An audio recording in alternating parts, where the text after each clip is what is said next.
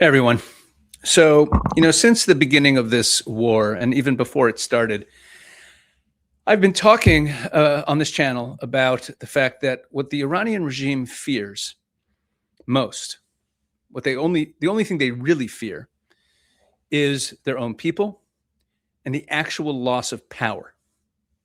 Meaning that even if you destroy their navy and it's at the bottom of the sea, and President Trump loves to remind us that they don't have a navy anymore, that they don't have how much we've degraded their military capabilities. And he always promotes that as evidence of America winning. And I have repeatedly said that while I applaud every airstrike, that is not the path to victory. That is not the path to victory. And it's not that I want regime change because that's the objective of the war. It might be the objective of the Israelis. It might be. And certainly for Israel, we would love to see the regime gone. And I believe it is an objective of the Israelis, but it's not the American objective. President Trump laid out his objectives on day one, on February 28th, where he stood up and said, we're going to destroy their navy. We're going to remove the nuclear threat. We're going to remove their ability to fund and support their proxy network. And we're going to remove the ballistic missile threat. Those are the objectives of the war. And then later on, another objective became opening up the Straits of Hormuz. Those are the various stated objectives of the United States. My argument is simply this. The only way to achieve those objectives is to bring down the regime. And then everything else you try, they're never going to cry uncle. All the way back from before the war, the Trump administration was signaling that they thought that they could put enough pressure that they would eventually cry uncle. And you still hear Trump saying it.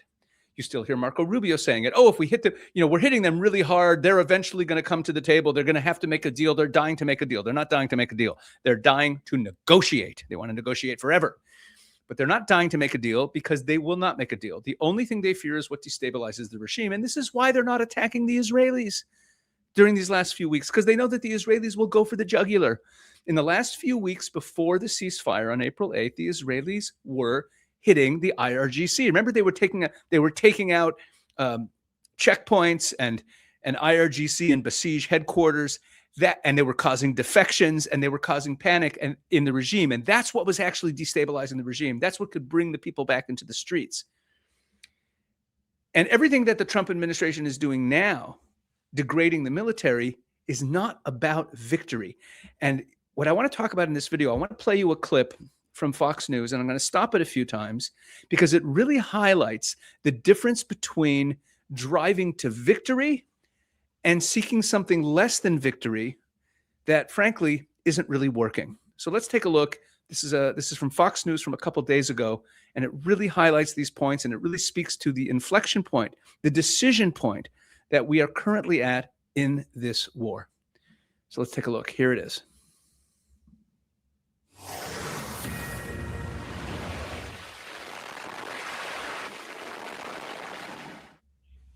Well, CENTCOM launching what it calls a heavy wave of strikes against payback for attempted surprise missile attacks on U.S. forces. All Iranian missiles intercepted. CENTCOM says it struck military targets, including command centers, missile and drone facilities, and surveillance sites. Let's bring in Fox News senior strategic analyst, retired. Okay, first, what did they hit? First of all, they said that it's retaliation. And second of all, that they hit all sorts of military installations, drones, rockets, missiles, right? Okay, keep going. Four-star General Jack Keane, former vice chair of staff of the Army, now chairman of the Institute for the Study of War. General, it's always a pleasure to have you on. I want to read this Wall Street Journal quote, and then I can give you the floor. I think this is interesting. It says, quoting here, if the U.S. wants military action to be effective, CENTCOM Commander Brad Cooper has maintained the U.S. must step up its air attacks, significantly blunting Iran's missile threat to try to break the stalemate. This go big approach, which is among a series of options he has developed, would reduce the need for U.S. to use defensive munitions because Iran would have less capability to attack. Is that your assessment as well, General? Okay, before we get to Jack Keane's response, I'm going to reiterate. When you talk about retaliation, that these strikes, CENTCOM said that these heavy strikes were in retaliation for strikes against American positions, American soldiers. That doesn't mean that you're going for victory. from February 28th, from the beginning of Epic Fury till April 8th, that wasn't retaliation for anything. It was a drive to victory. When you're talking about we're going to hit them hard and retaliate, and also when you're talking about only hitting military installations, I've been saying this over and over again. That is not what is going to solve the problem. Let's hear what Jack Keane has to say. Yeah, well, that's actually an incomplete assessment from Admiral Cooper, but I understand. Here's what I think we are, Trace. Look, we went to a ceasefire on April the 7th, began negotiations on April the 8th, because the Iranians were making overtures to us that they were willing to negotiate over the Straits of Hormuz. We had conducted 38 days of Epic Fury and Roaring Lion, a combined operation with the two most proven militaries in the world today, focusing on Iran. And we stopped after those 38 days with, most people think, about 14 days to complete all of the assigned military objectives. So we went into this negotiation phase, and we're in it now. We've been in it for almost 4 months. And we don't have the Straits of Hormuz open, although we thought we had an agreement, right? Just a few weeks ago, our president signed it, their president signed it, and within days of that, Iran violated it. And they've continued to violate a tentative ceasefire agreement as well, and we've been retaliating, and each time they do it, we strike back a little harder on that. The second thing we really want to achieve through this... Hold on. He said something there. Maybe you missed it, but it was very, very profound. He said, we started out, beginning of the war, we were attacking. And then we went into a negotiation phase starting on April 8th. And he said, and we're still in it now. And you might say to yourself, wait, what do you mean? We're still in a negotiation phase? For the last couple of weeks, America has been bombing the heck out of the Iranians. How is that still a negotiation phase? But it is. His point was that we had a military objective for the beginning of the war, for the first 38 days of the war. And then we moved to a negotiation phase. And the current attacks, and he also brought up the retaliation issue. When you're doing tit-for-tat retaliation, and you're saying that this is because you attacked American soldiers, and and if we hit them hard, eventually they're going to bend a knee. What it means, listen carefully, what it means is that you're using military action as a tool in negotiation to bring them to the table and make a deal. It does not mean that you're using the military action to defeat them. Those are two very different things. Such a key point he's making. All of these attacks for the last couple of weeks is still part of the negotiation phase to try to get them to agree to our demands. And we tried to get the Strait of Hormuz open. Didn't happen. And now he's going to talk about the other objectives that have been that the Americans are trying to achieve through this negotiation phase that are not being fulfilled. Diplomatic phase is certainly some kind of agreement over their nuclear enterprise. And when you look back on it, do you think we're close to getting a deal on the Straits of Hormuz, number one? Are we getting close to a deal on a nuclear enterprise? I don't think so. I think the evidence is pretty clear. So what it remains here, and I think the Trump administration, and likely the president, is already reassessing the diplomatic strategy we're on. And do we still have a realistic option to accomplish our assigned objectives if we can't do it through diplomacy? I think we absolutely do. and what that is returning to major combat operations, combined operation, certainly with CENTCOM and with the Israelis. They're both ready and prepared to do that. And what would that look like? Okay, before we get to what that would look like, understand what he's saying here. He says that the goal of everything that's gone on since April 8th is to get them to make a deal on the nuclear and to get them to make a deal on the Straits of Hormuz. And we're no closer to those objectives. This has all been the negotiation phase. Yes, there's been some heavy airstrikes in this, but those airstrikes have been or heavy bombardment, heavy military activity, but it's only in the context of trying to get that negotiation. And he's saying that's the shift that needs to happen. And where do we need to go? Well, it would be actually bigger and more comprehensive than what Epic Fury has, because we have more targets through intelligence to take care of, and we also are at full magazine depth to deal with those targets. So it would be an all-out attack on their weapon systems, drones, missiles, whatever's left of their nuclear enterprise, IRGC, their units, and also their leaders. IRGC, their units, and their leaders, meaning this isn't just every time I hear CENTCOM Commander Brad Cooper or President Trump or Secretary of State Rubio talk about how much damage we've done to their military and how we're hitting more, or we hit a bridge or we hit this missile or drone facility. I wonder to myself, are we actually trying to win? Because that is not, you have to define victory in terms that your enemy sees as their defeat. You have to think about what will actually defeat them if you actually want victory.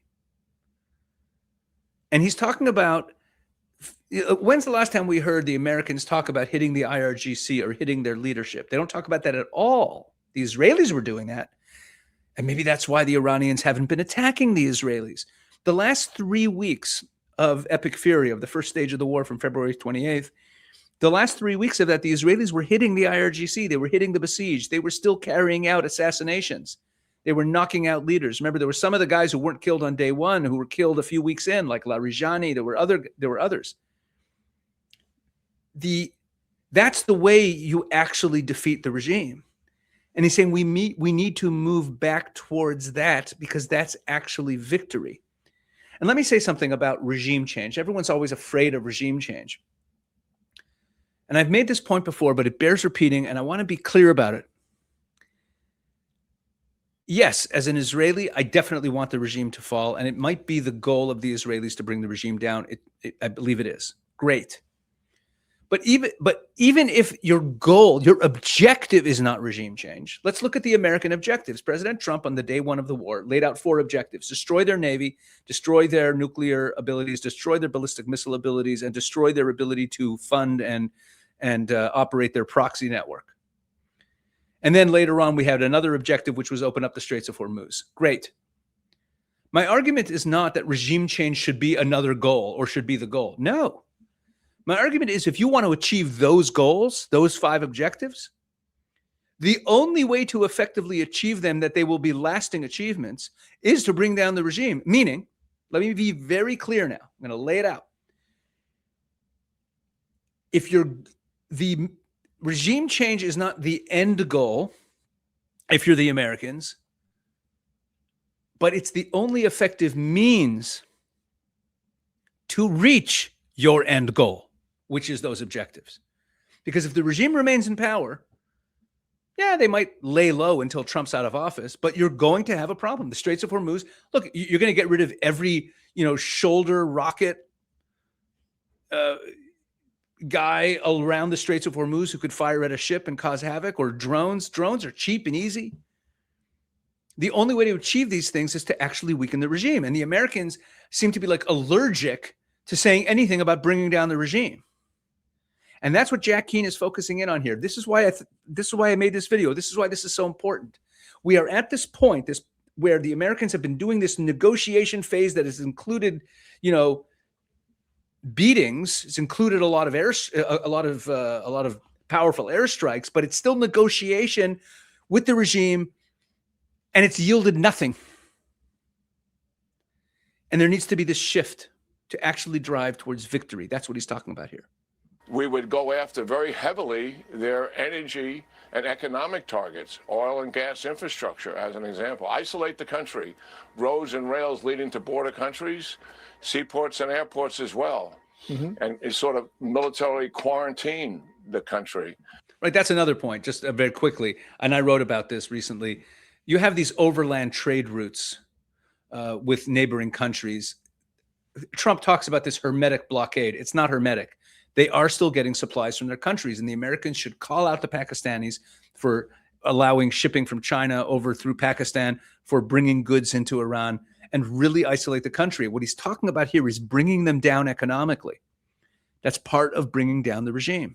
And then we would open the Straits of Hormuz and make certain it stays open, and finally conduct covert operations. After this operation, I think, and what I'm describing to you, and there's only a piece of it, can't get into all the details here, but it would be so comprehensive that it would likely put the regime on a path to its eventual collapse.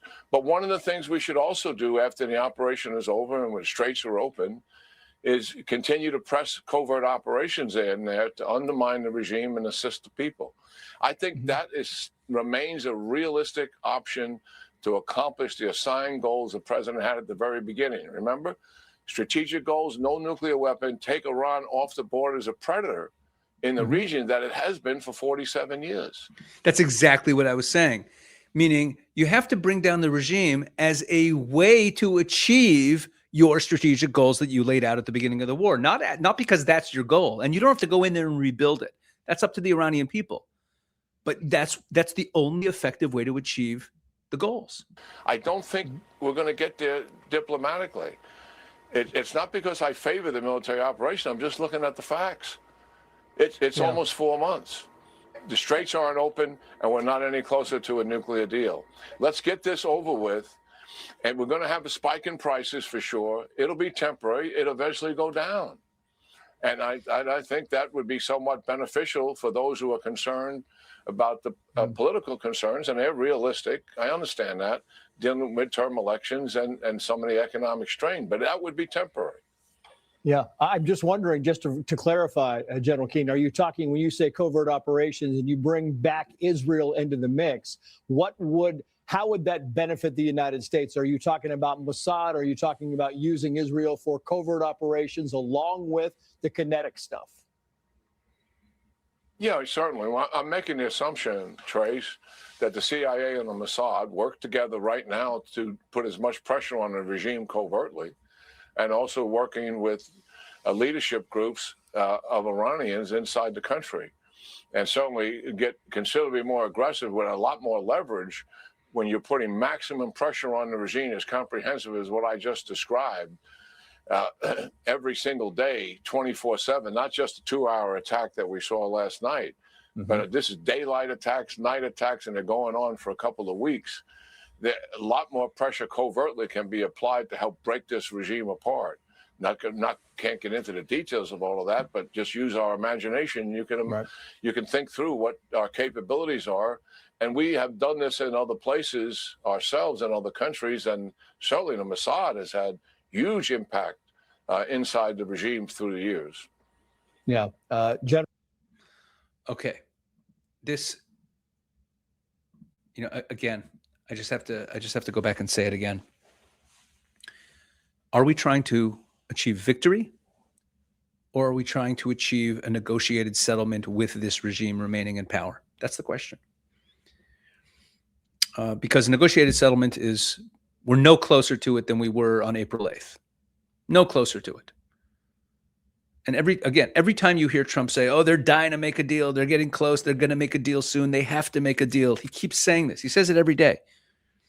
And it hurts me. I'm in pain every time I hear it, because I know that it's false. Everyone who follows the Iranian regime closely over the years, every Middle East expert knows that this is nonsense. They will not make a deal. They have zero reason to. They play a long game. They don't think in election cycles. They don't care about how much starvation and death and destruction is on their people. They don't care if they don't have electricity and if they don't have water. They don't care. I mean, they prefer to have their infrastructure intact, but that's not what is going to bring them down. And that's not what's going to solve your problem. And as Jack Keane said there, the only way to achieve the objectives the president set out is to actually bring down the regime and take them off the table as a threat. It's the only way. It's the only way you're not going to have you're going to guarantee that the Straits of Hormuz are open in perpetuity. It's the only way you're going to guarantee that there's no international proxy network funded by Iran. It's the only way you're going to guarantee they're not driving towards a nuclear program. Right? It's the only way you're going to achieve these things. So there's also a bigger question here, which is victory. World War II ended with victory. It meant that the other side lost. The evil regimes were removed. Gone. They were removed. and that unconditional surrender, that unequivocal defeat meant that there was a massive ideological shift that took place. Those societies were transformed rather quickly. That's what happens when there's actual victory. And there's a moral failing that I've talked about before. There's a moral failing that the West has fallen prey to, where we feel like that the more peaceful solution, that the better solution, the more ethical solution is to negotiate some sort of settlement and stop the bombing and stop the attacking. You know, Trump always says he prefers the diplomatic path. Why? Why? We're facing evil. There seems to be this lack of conviction to drive towards victory that plagues the West ever since World War II. There hasn't been a victory since World War II that ended with the unequivocal surrender of an evil regime. Every war the West fights ends with some kind of negotiated settlement that leaves the evil actors in power. And it's a moral failing. I really believe that. But separate from that, even tactically, if you want, like I've been saying, what the Americans are doing, great, go ahead, keep degrading their military, keep doing it. It's not going to solve the problems they think it's going to solve. And this is why the Iranians have not attacked the Israelis, because they know that the Israelis have a plan and will take steps to actually bring down the regime. They know that. They're terrified of the Israelis. They're attacking everyone in the Middle East except the Israelis. Look at that. It's astounding. Imagine someone told you that a while back, that the Iranians would be in a fight for their lives and to be attacking Saudi Arabia and Kuwait and Bahrain and Iraq and they even shot some rockets at Syria, and they're attacking everybody except Israel, because they're terrified, because they know that Israel plays for keeps. And sadly, I say this right now, the Americans are not playing for keeps right now, and that's what Jack Keane is talking about. So he's not just talking about difference in this or that tactic. He's talking about in a paradigm shift. What are we doing? So next time you hear that American strikes are in retaliation for X, that is a warning sign. That should tell you that we're not serious yet. That should tell you that we're just using attacks as a form of negotiation, that we're not driving to victory. Because if you're driving to victory, you're not retaliating. You're driving to victory. That's where we are right now. And I think it's a very important inflection point. And as General Keane said, Trump is probably starting to realize that this is the only way he's going to have to go. It's the only way it's going to be accomplished. So we'll see where this goes from here. All right. Thanks for watching. I hope you appreciated this. Please drop a comment. Let you know what you thought of my analysis. I always appreciate it. I do read a lot of the comments, and they have, it's very helpful. And please share this video if you found it helpful. And thank you all for helping grow this channel as rapidly as it has. It's quite amazing. And it really means a lot to me. So God bless you all.